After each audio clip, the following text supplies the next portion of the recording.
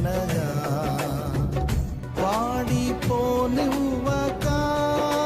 నాకు ఆశ్రయమైతివి నీవు.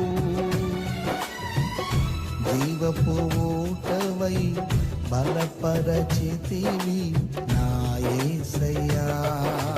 నిజమైన ద్రాక్షవల్లి నీవే, నిత్యమైన సంతోషము నీలోనే.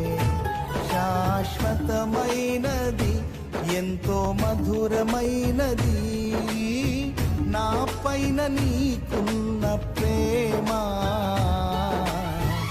ఎనలేని నీ ప్రేమ, ఎనలేని నీ